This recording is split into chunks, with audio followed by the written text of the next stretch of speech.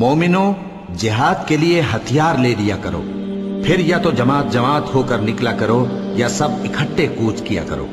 और तुम में कोई ऐसा भी है कि खामखा देर लगाता है और पीछे रह जाता है, फिर अगर तुम पर कोई मुसीबत पड़ जाए तो कहता है कि अल्लाह ने मुझ पर बड़ी मेहरबानी की कि मैं उनमें मौजूद न था। और अगर अल्लाह तुम पर फजल करे तो इस तरह से कि गोया तुम में उसमें दोस्ती थी ही नहीं, अफसोस करता और कहता है कि काश मैं भी उनके साथ होता तो मकसद अजीम हासिल होता। अब जो लोग आखिरत को खरीदते और उसके बदले दुनिया की जिंदगी को बेचना चाहते हैं, उनको चाहिए कि अल्लाह की राह में जंग करें, और जो शख्स अल्लाह की राह में जंग करे फिर शहीद हो जाए या गलबा पाए, हम अनकरीब उसको बड़ा सवाब देंगे।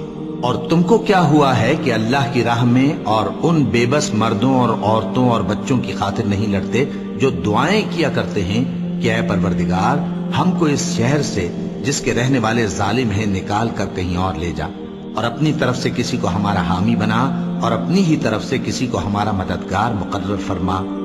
जो मोमिन हैं वो तो अल्लाह की राह में लड़ते हैं, और जो काफिर हैं वो शैतान की राह में लड़ते हैं। सो तुम शैतान के मददगारों से लड़ो और डरो मत, क्योंकि शैतान का दाव कमजोर होता है।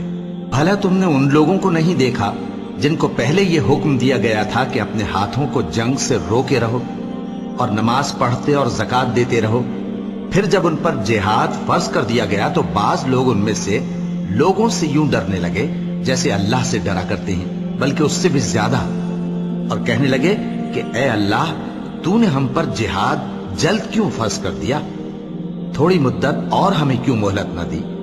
ए पैगंबर, इनसे कह दो कि दुनिया का फायदा बहुत थोड़ा है और बहुत अच्छी चीज तो परहेजगार के लिए नजाते आखिरत है, और तुम पर धागे बराबर भी जुल्म नहीं किया जाएगा। ए जिहाद से डरने वालों, तुम कहीं रहो, मौत तो तुम्हें आकर रहेगी, खा मजबूत कलों में रहो।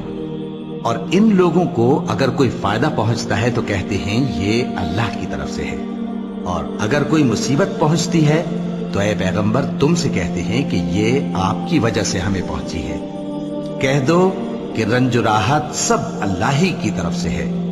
इन लोगों को क्या हो गया है कि बात भी नहीं समझ सकते?